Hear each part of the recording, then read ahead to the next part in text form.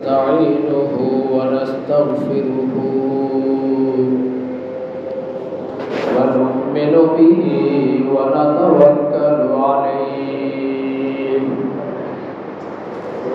ونعوذ بالله من شرور أنفسنا ومن سيئات أعمالنا من يهد الله فلا مضل له ومن يضلل فلا هادي له ونشهد أن لا إله إلا الله وحده لا شريك له ونشهد أن سيدنا ومولانا محمدا عبده ورسوله صلى الله عليه وعلى آله وصحبه وبارك وسلم تسليما كثيرا أما بعد فأعوذ بالله من الشيطان الرجيم بسم الله الرحمن الرحيم ويل للمطففين الذين إذا اكتالوا على الناس يستوفون وإذا كالوهم أو وزنوهم يخسرون ألا يظن أولئك أنهم مبعوثون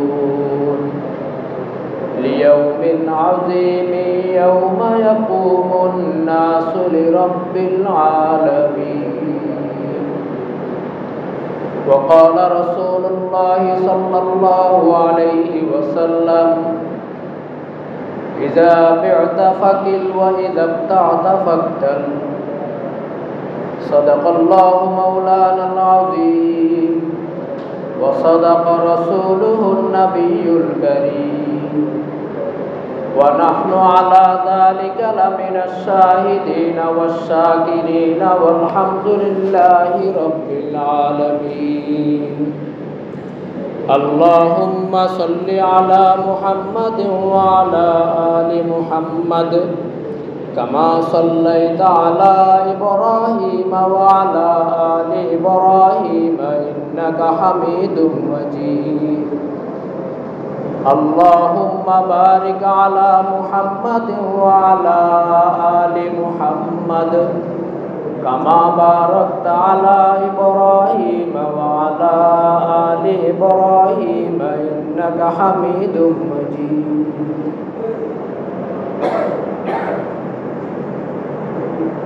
ব্যবসা বাণিজ্য আল্লাহ রাব্বুল আলামিনের পক্ষ থেকে হালাল, তবে ব্যবসা বাণিজ্য করে মুনাফা অর্জন করতে গিয়ে এমন কোনো পন্থা অবলম্বন করার সুযোগ নেই যা আল্লাহ এবং আল্লাহর রসুলের পক্ষ থেকে অনুমোদিত নয়। কোনো অবৈধ পন্থায় ব্যবসা করে লাভবান হওয়ার কোনো সুযোগ নেই। কোনো অবৈধ পন্থায় কোনো জিনিস ক্রয় করেও লাভবান হওয়ার সুযোগ নেই।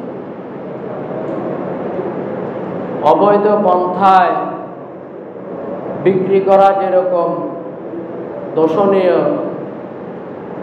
অবৈধ পন্থায় ক্রয় করাও দোষণীয়। সুতরাং ক্রেতা এবং বিক্রেতা উভয়েই আপন আপন জায়গা থেকে সতর্ক থাকতে হবে, যেন বিক্রেতা বিক্রয় করতে গিয়ে, ক্রেতা ক্রয় করতে গিয়ে শরীয়ত অনুমোদন করে না এমন কোনো পদ্ধতি অবলম্বন না করে। ব্যবসায়ী যদি শরীয়তের গণ্ডির ভিতরে থেকে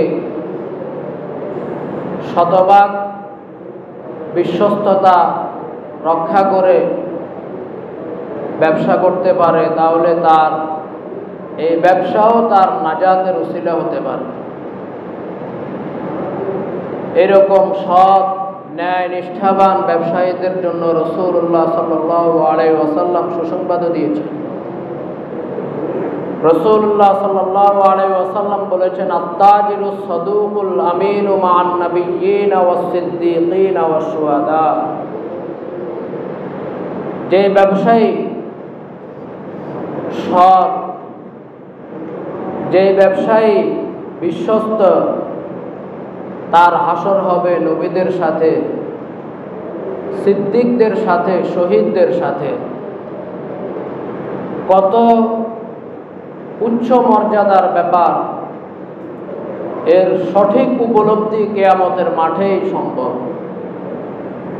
দুনিয়াতে আমরা আন্দাজ করতে পারি, দেখা গেল একটা সভা বা একটা অনুষ্ঠান হইতেছে, সেখানে যারা বড় ব্যক্তিবর্গ, তাদের জন্য স্পেশাল কিছু ব্যবস্থা থাকে, বসার, থাকার, খাবারের, সার্বিকভাবে কিছু সুযোগ সুবিধা থাকে। তাদের সাথে কেউ যদি যে কোনোভাবে ঢুকে যেতে পারে, হয়তোবা তাদের পিএস, তাদের খাদেম, তাদের সহকারী, যে কোনোভাবে যদি তাদের সাথে কেউ থাকতে পারে, থাকার সুযোগ পায়, তখন তারাও কিছুটা হইলেও ওই বড় ব্যক্তিদের সুযোগ সুবিধা পায়। কি বলে? কেউ যদি চেয়ারম্যান সাহেবের সাথে বিয়ের অনুষ্ঠানে খাবারের টেবিলে বসে, তাহলে রোজটা কি একা চেয়ারম্যান সাহেব খাবে না? ওই টেবিলে আশপাশওয়ালাদেরকেও তো কিছু কিছু দিব। ফ্যানটা যে স্পেশালভাবে চেয়ারম্যান সাহেবের জন্য লাগানো হবে, ওই ফ্যানের হাওয়া কি শুধু চেয়ারম্যান সাহেব খাবে? হাওয়া তো আশপাশওয়ালারাও পাবে। মোট কথা, সুযোগ সুবিধা চেয়ারম্যান সাহেব যা পাবে, আশপাশে যারা থাকতে পারবে, থাকার সুযোগ পাবে, তারাও তো ওই সুযোগ সুবিধা কিছুটা পাবে। কি বলে?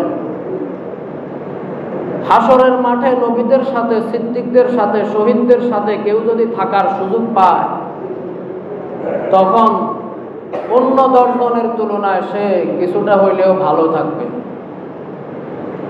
তো এরকম যদি থাকার ইচ্ছা থাকে, তাহলে ব্যবসায়ী যারা আছেন, তারা তাদের ব্যবসার মধ্যে সৎ এবং নিষ্ঠার পরিচয় দিলে, বিশ্বস্ততা রক্ষা করতে পারলে, তাহলে তাদের পক্ষেও এই সুযোগ সুবিধা অর্জন করা সম্ভব হবে।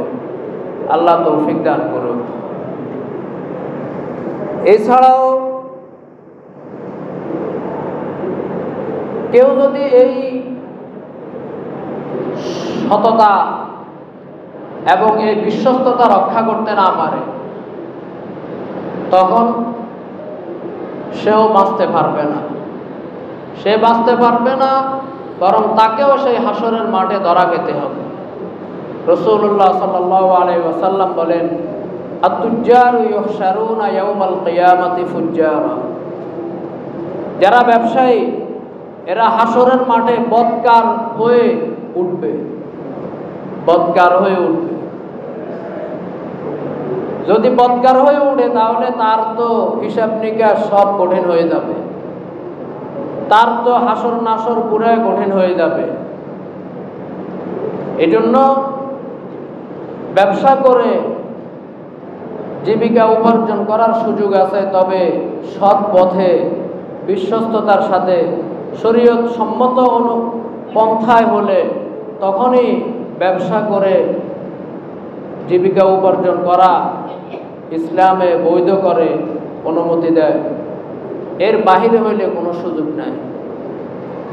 তো ব্যবসা করতে গিয়ে কয়েকটি জিনিসই খেয়াল করতে হবে।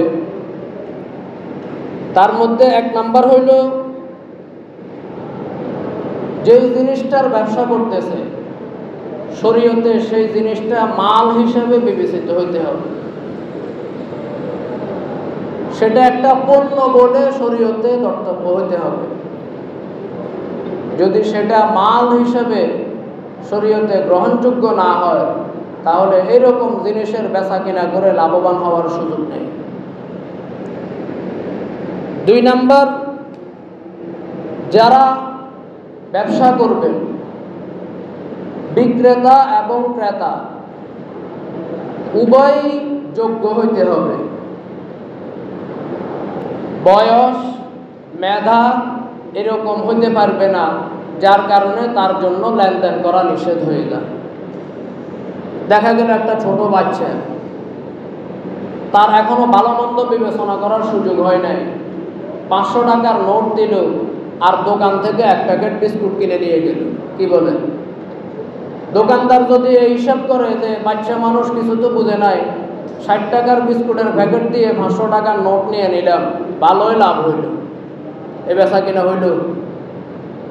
ঠিক তেমনিভাবে যদি বিক্রেতা বা ক্রেতা কোনো একজন পাগল হয়, যার 500 টাকা আর 5 টাকা ব্যবধান করার মতো সেই জ্ঞান নেই, তার কাছে কোনো জিনিস বিক্রয় করে বা তার কাছ থেকে কোনো জিনিস কিনে লাভবান হওয়ার সুযোগ নেই।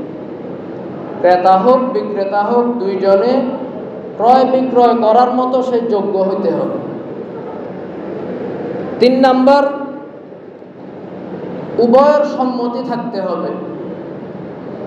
জোর করে কারো কাছে বিক্রয় করারও সুযোগ নেই, জোর করে কোনো দোকানদার থেকে কেনারও সুযোগ নেই।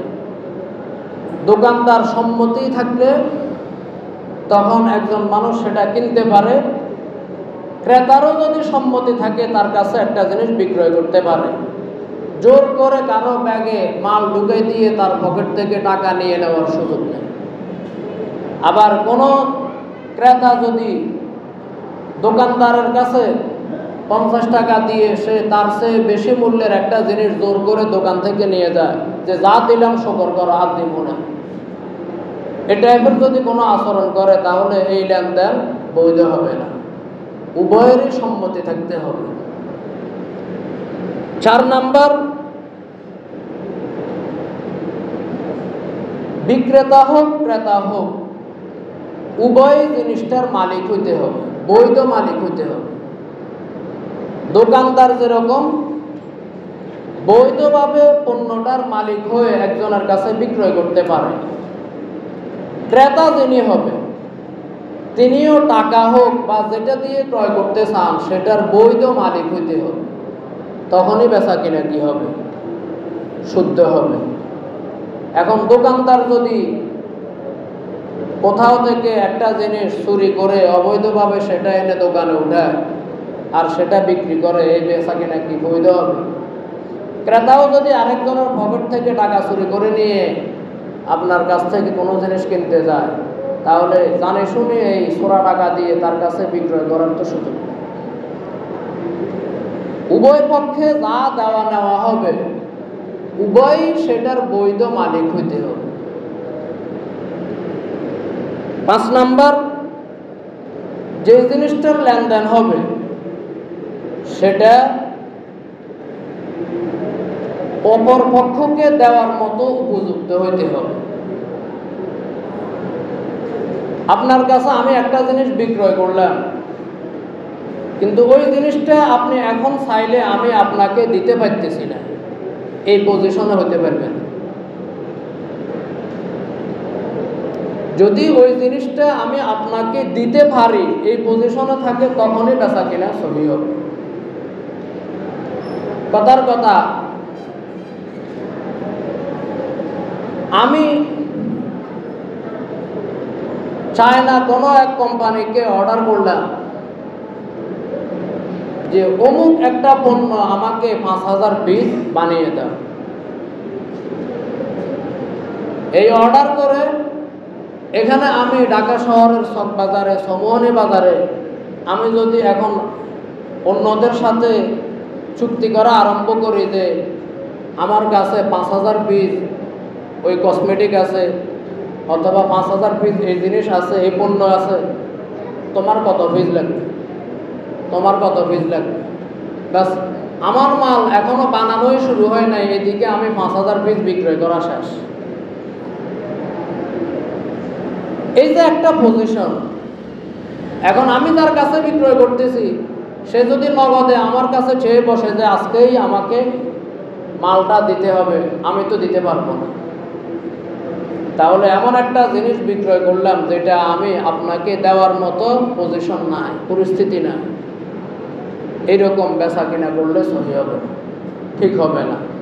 যেটা আমার করায়ত্তে আছে, আমার হাতে আছে, আমি চাইলে দিতে পারবো, ওইটারই আমি বেচা কিনা করতে পারি। 6 নাম্বার, ক্রেতা বিক্রেতা যে যা পাবে সেটা তার জানা থাকতে হবে। যদি জানা না থাকে তখন বেচা কিনা করলে হবে না। কথার কথা, আপনি একজন দোকানদার,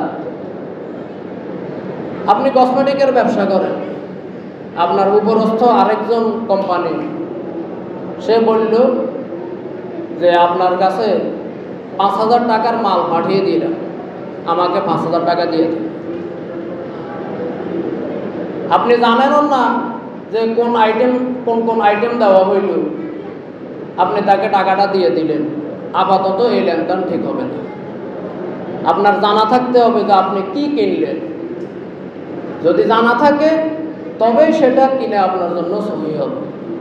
আর যদি জানা না থাকে, এভাবে অজানার উপরেই কিনে নিলাম, তাহলে হবে না। 7 নাম্বার,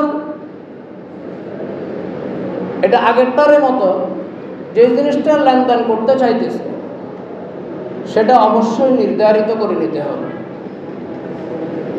সেটা অবশ্যই নির্ধারিত করে নিতে হবে যে আমাকে ওই পণ্যটা দেন, অমুক বিস্কুট দেন, বা কসমেটিকের ওই আইটেম দেন, অথবা মুদি ওই মালটা দেন, চাল দেন বা ডাল দেন। এভাবে জানা থাকতে হবে, আগ থেকে নির্ধারিত করা থাকতে হবে, তবেই সেই লেনদেন করা সহি হইতে পারে। 8 নাম্বার, উভয় পক্ষের পাওনার মধ্যে এমন কোনো অস্পষ্টতা থাকতে পারবে না যেটাতে পরে ঝগড়া সৃষ্টি হয়। এরকম কোনো অস্পষ্টতা থাকতে পারবে না। তার মানে যিনি আপনাকে মাল দিতেছেন,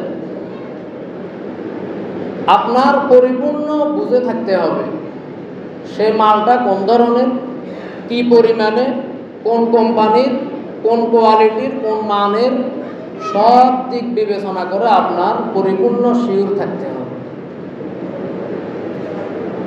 ঠিক তেমনিভাবে আপনি কত টাকা দিবেন, এটার বিনিময়ে আপনি কত দিবেন, এটাও তার কাছে শিওর থাকতে হবে। উভয় পক্ষের পাওনা দানা যদি উভয়ের কাছে নিশ্চিত থাকে, তবেই সেই বেচা কিনা হতে পারে। এখন আপনি কোন কোয়ালিটির মাল পাইতেছেন, এখানে যদি আপনার পছন্দসই কোনো একটা জিনিস না হয়, তখন দেখা গেল আপনি তার সাথে ঝগড়া করবেন। তা আমি তো বললাম কাপড় ওই কোম্পানিরটা দিতে, আপনি আমাকে যে এই কোম্পানিরটা দিয়ে দিলেন। আমি তো বললাম ওই কালার দিতে, আপনি যে আমাকে এই কালার দিলেন। আমি তো বললাম ওই বান্ডেলটা দিতেন, আপনি যে আমাকে আরেকটা দিয়ে দিলেন। আমি তো বললাম মাছ এই সাইজেরটা দিতে, আপনি তো আমাকে অমুক সাইজেরটা দিয়ে দিলেন। অমুক সাইজের আমটা দিলেন, অমুক সাইজের আপেলটা দিলেন, আমি তো ওইটা না চাইছি। এগুলা নিয়ে পরবর্তীতে ঝগড়া হবে। এরকম কোনো অস্পষ্টতা থাকার সুযোগ নাই যেটা পরবর্তীতে পরস্পরের মধ্যে ঝগড়া বিবাদের সুযোগ করে দেয়। এরকমভাবে টাকাও, ক্রেতার পক্ষ থেকে কত টাকা দেওয়া হবে এটাও বিক্রেতা শিওর থাকতে হবে। এখন সে মাল পাঠায় দিল, আপনি 500 টাকা কম পাঠায় দিলেন, তাহলে তো এটা নিয়ে পরবর্তীতে ঝগড়া হবে। এ কারণে কোনো জিনিস এরকম থেকে যেতে পারবে না যেটার ফলে পরবর্তীতে পরস্পরের মধ্যে ঝগড়া বিবাদ সুযোগ। 9 নাম্বার,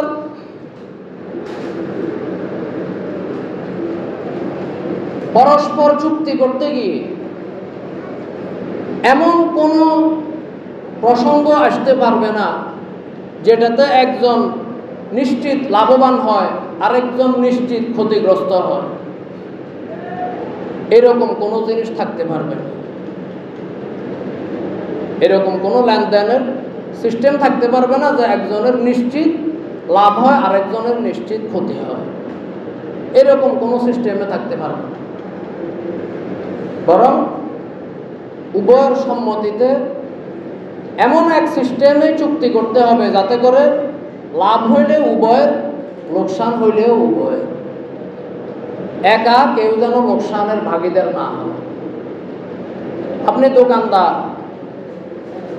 আপনার কাছে কেউ টাকা লাগাইতে চাইতেছে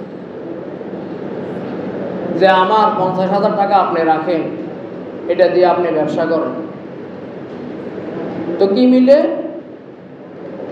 আমার 50,000 টাকা নিরাপদে থাকবে, এর মধ্যে আপনি ব্যবসা করে যা লাভ করতে পারেন আমাকে, যাই লাভ করতে পারেন আমাকে মাসে 500 টাকা করে দিতে হবে, 5,000 টাকা করে দিতে হবে। তাহলে লাভের বিষয়টা আপনার জন্য নিশ্চিত করে নিলেন। এখন এই মাসে যদি ওই লোকের ব্যবসা না হয়, তারপরেও আপনার 5,000 টাকা ঠিক, তাহলে চুক্তিটা এমনভাবে করা হইল যে এক পক্ষের লাভ নিশ্চিত, আরেক পক্ষ ক্ষতি হইতে পারে। হয়তোবা এই মাসে তার ব্যবসা হয়নি, অথবা এই মাসে কোনো কারণে সে দোকানও বন্ধ রাখতে হইল, যে কোনো কারণেই হোক। এখন আপনারটা তো ঠিক রইল, কিন্তু বেচারা তো ক্ষতিগ্রস্ত হবে। এই কারণে শরীয়তে এরকম কোনো সিস্টেম সহি নয় যেটাতে এক পক্ষের লাভ নিশ্চিত হয়, আরেক পক্ষের ক্ষতি থাকতে পারে। অনেক সময় আমরা মোজারাবার ভিত্তিতে বিভিন্ন লেনদেন করি, দেখা গেল আমার অঙ্কটা ঠিকই থাকে। যেমন ব্যাংকে আমরা অনেক সময় মোজারাবার উপরে টাকা রাখি, মোজারাবার উপরে টাকা রাখি, ব্যাংকে তো বিভিন্ন সিস্টেমে অ্যাকাউন্ট করা যায়। তো মোজারাবার উপরে টাকা রাখি, এখন আমার দেওয়া যে অঙ্ক সেটা ঠিক থাকবে, এর উপর দিয়ে আমার মাসে এত % লাভ দিবে। তাহলে লাভেরটাও আমার ঠিক রইল, অঙ্কটাও আমার ঠিক রইল। এবার ব্যাংক কর্তৃপক্ষ লাভ করতে পারলেও আমারটা ঠিক, লাভ করতে না পারলেও আমারটা ঠিক, এভাবে চলে না। তো মোজারাবা, মূল মোজারাবা যে সিস্টেম, এটাতে কোনো আপত্তি নেই, নির্দিষ্ট শর্ত সারায়েতের ভিত্তিতে সেটাতে কি হতে পারে, লেনদেন হতে পারে। কিন্তু যদি চুক্তিটা এই টাইপের হয়ে যায় যে এক পক্ষের লাভ নিশ্চিত থাকে, আরেক পক্ষ ক্ষতিগ্রস্ত হতে পারে, তখন আর এই টাইপের চুক্তিতে মোজারাবার সুযোগ নেই। এই কারণে অনেক সময় আমরা ব্যাংকে যে টাকা রাখি, মোজারাবার ভিত্তিতে রাখলেও সেটা সুদে পরিণত হয়, কারণ ওই যে শরীয়তের এই সিস্টেমটা সেখানে রক্ষা করা হয় না। এখন ব্যাংক কর্তৃপক্ষ যদি বলে যে কথার কথা আমি ব্যবসা করলাম, সেখান থেকে লাভ হইল, আমি আপনাকে এত % দিব, কিন্তু যদি আমি কোনোভাবে ক্ষতিগ্রস্ত হয়ে যাই, আমি যে ব্যবসাটা করতেছিলাম এটাতে কোনোভাবে মাইর খাই, তাহলে আপনার যে মূলধন আছে, আপনি যা জমা রেখেছেন তা থেকেও কাটা যাবে। সূরতটাকে আমি বুঝাইতে পারছি? যদি লাভ করতে পারি তাহলে তো লাভ আমরা সবাই ভাগাভাগি করে নিব, কিন্তু যদি লস হয়, লসটাও আপনি সাঁচাইতে হবে, লসও আপনি টানতে হবে। এরকম করলে অনেক মানুষই ব্যাংকে টাকা রাখতে রাজি হবে না, কারণ গ্রাহক চিন্তা করবে আমি যে এখানে 5 লক্ষ টাকা রাখবো, যদি ব্যাংক কর্তৃপক্ষ আমার এই 5 লক্ষ টাকা দিয়ে যে লেনদেন করতে চাইতেছে সেটাতে যদি লস হয়ে যায়, তাহলে তো আমার এই 5 লক্ষ টাকা মার যাবে। তাহলে এরকম রিস্কে কোনো গ্রাহক কি ব্যাংকে টাকা রাখতে যাবে? অনেক মানুষে এই রিস্ক নিতে রাজি হবে না। তখন একতরফা ব্যাংক কর্তৃপক্ষই কি করবে? লোকসানের মালিক হতেছে। তাহলে গ্রাহক একতরফা লাভের মালিক হয়, আর ব্যাংক কর্তৃপক্ষ একতরফা লোকসানের মালিক হয়। ইসলাম এই টাইপের চুক্তিকে সম্পূর্ণ নিষেধ করে, যে না লাভ হলে সবাই ভাগাভাগি করে নিতে পারো, আবার লোকসান হইলেও সবাই ভাগাভাগি করে নিতে হবে। এতে করে কেউ একবারে মার খেয়ে যায় না, আবার কেউ একবারে উপরে উঠে যায় না, প্রত্যেকেই মোটামুটি ভারসাম্যপূর্ণ একটা অবস্থানে থাকে। এই জন্য আমরা ব্যাংকের সাথে লেনদেন করতেও এই জিনিসগুলো খেয়াল করব। আর স্বাভাবিকভাবে অনেক ব্যাংকই এখন এই সিস্টেমগুলো ফলো করতে সম্ভব হয় না, যদিও নাকি অনেকেই বলে যে আমরা শরিয়া মোতাবেক ব্যাংক চালাই, শরিয়া মোতাবেক আমাদের সমিতি চালাই, শরিয়া মোতাবেক আমাদের এইটা চালাই, এনজিও চালাই, বা আমাদের এই প্রতিষ্ঠান আমরা শরিয়া মোতাবেক চালাই। আসলে অনেকের পক্ষে শরিয়া মোতাবেক চালানো সম্ভব হয় না। ওই যে দুই পক্ষকেই রিস্ক নিতে হবে। এখন আমি যদি মনে করি যে আমার উপর রিস্ক আছে, আমি এখানে টাকা রাখলে যদি খোদা না খাস্তা আমার এ টাকা মার যায়, তাহলে তো আমি এখানে টাকা রাখবো না। তো ব্যাংক কর্তৃপক্ষ গ্রাহক পাওয়ার জন্য গ্রাহকদেরকে সম্পূর্ণ নিশ্চিত করে যে আপনার টাকা মাইর নেয়। খোদা না খাস্তা ব্যবসায় ক্ষতি হইলেও, আমার বিটা বিক্রি করে হইলেও আপনাকে কি দিব, আপনার টাকা আপনাকে পরিশোধ করে দিব। তো এই যে সিস্টেমের চুক্তি, এটা শরীয়ত এলাও করে না। এ কারণে আমরা কেউ এরকম সমিতি বা ব্যাংকের সাথে জড়িত হওয়ার আগে এই বিষয়গুলো অবশ্যই খেয়াল করি। ওই দিন একটা ব্যাংক বলতে এমনি গ্রামীণ সেবামূলক যে প্রতিষ্ঠানগুলো হয়, এগুলো একটার সাথে জড়িত, এনজিওর একটা ইয়ের সাথে। তো উনি আমাকে বলতেছেন যে হুজুর, আমি গ্রাহক জোগাড় করে দিই, আমাদের একটা টার্গেট আছে, ওই টার্গেটে পৌঁছলে আমার একটা লেভেল হবে, তখন আমার ইনকাম হবে। তা আপনি যে প্রতিষ্ঠানের জন্য গ্রাহক জোগাড় করতেছেন, ওই প্রতিষ্ঠানটা কি সুদের সাথে সম্পৃক্ত না? বলে যে না, এটা সুদের সাথে সম্পৃক্ত না, এটা সম্পূর্ণ শরিয়া মোতাবেক চলে। কেমনে বুঝলেন? বলতেছে আমাদের এখানে তো অমুক অমুক আলেমও আছেন, অমুক মাদ্রাসার বড় হুজুর, অমুক মসজিদের ইমাম সাহেব আছেন। তো বললাম যে এই ছাড়া শরীয়ত মোতাবেক হওয়ার ব্যাপারে আপনার আর কোনোভাবে নিশ্চিত আপনি হয়েছেন? তো বলে যে না, ওনারা তো বলেন ঠিক আছে। তাহলে বিষয়গুলো কতটা সিরিয়াস? পরে বলল যে আমি মানুষকে বুঝাই যে আমাদের এই ব্যাংক সম্পূর্ণ শরিয়া মোতাবেক চলে, আপনারা নিশ্চিতভাবে আসতে পারেন। অথচ ওই আল্লাহর বান্দা মাদ্রাসার বারান্দায়ও কখনো যায়নি। তাহলে উনি কি করে বুঝবেন এই ব্যাংকের সম্পূর্ণ লেনদেন শরিয়া মোতাবেক হচ্ছে নাকি শরীয়তের বাইরে কোনো সিস্টেম চলছে? উনি কি করে বুঝবেন? আর আমাদের মতো কেউ একজন সেখানে সদস্য হয়ে যাওয়ার মানে তো এটা না যে এই ব্যাংকের পুরো সার্টিফিকেট খোদার পক্ষ থেকে হয়ে গেছে। শরীয়তে কোনটা হালাল কোনটা হারাম, এটা তো কোরআন এবং হাদিস দিয়ে বিবেচিত হবে। কোরআন এবং হাদিসের মাধ্যমে কেউ যদি সেটা প্রমাণ করতে পারে যে এটা হালাল, তাহলে তো এটা হালাল হবে নাকি? এখন শুধু শুধু আমি যদি আমার স্বার্থে, আমার একটু লাভ হইল, আমি একটু হাদিয়া পাইলাম, আমি একটু বকশিস পাইলাম, একটা পার্সেন্ট পাইলাম, একটা সুযোগ সুবিধা পাইলাম, এতটুকু বিবেচনা করে আমি যদি একটা ব্যাংকে, একটা প্রতিষ্ঠানকে সম্পূর্ণ বৈধ বলে সিগনেচার দিয়ে দিই, সার্টিফিকেট দিয়ে দিই, সেটা তো অনেক বড় খেয়াল। এই জন্য আমরা আলেম হই, নন আলেম হই, প্রত্যেকেই আপন আপন জায়গা থেকে সতর্ক হওয়া উচিত। আমার জন্য যেরকম অসচেতনভাবে কোনো সার্টিফিকেট দিয়ে দেওয়ার সুযোগ নেই, আপনিও শুধু শুধু আমার উপর ভরসা করে এরকম একটা সার্টিফিকেট নিয়ে আপনি অবাধে লেনদেন করার সুযোগ নেই। প্রত্যেকেরই আপন আপন জায়গা থেকে দায়িত্ব আছে। আপনি বুঝেন কিসের সাথে জড়িত হচ্ছেন, সেটা কতটুকু শরীয়ত সম্মত, শরীয়তের বাইরে এখানে কিছু হচ্ছে কিনা সার্বিকভাবে খবর নিয়ে দেখেন। অনেক তথ্য কর্তৃপক্ষ আপনাকে দিবে না। তারা অনেক সময় বলে যে আমাদের অমুক দেশে বিরাট বড় প্রতিষ্ঠান আছে, অমুক দেশে আমাদের এই ব্যবসা চলে, অমুক দেশে আমাদের এই বাগান চলে, দোকান আছে, এই ব্যবসা আছে। এমন এমন পজিশন, এমন এমন বক্তৃতা দেয় যেটা গ্রাহক জীবনেও খোঁজ নেওয়ার সুযোগ নেয়। যদি তারা বাস্তবে ব্যবসা করে, তাহলে সরজমিনে জায়গাতেই ব্যবসা করুক। আমরা দেখি যে হ্যাঁ, আমার টাকা দিয়ে অমুক দোকান চলতেছে, অমুক দোকান থেকে মানুষ কেনাকাটা করতেছে, আমার টাকায় এখানে মাল ঢুকতেছে, মাল সাপ্লাই হইতেছে।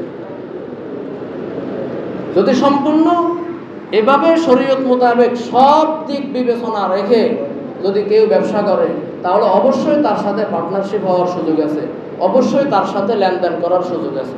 তা না হলে শুধু শুধু আমরা লাভ দেখে কখনো ফাল মারার চেষ্টা না করি যে আমাকে মাসে এত টাকা দিবে, বছরে এত টাকা দিবে। আমাদের অজান্তেই দেখা গেল অনেক অবৈধ ব্যবসা বাণিজ্য আমাদের গ্রামে গঞ্জে, আমাদের মহল্লায় চলে।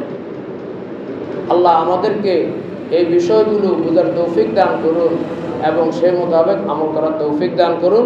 ওয়া আখিরু দাওয়ানা আলহামদুলিল্লাহি রাব্বিল আলামিন। যারা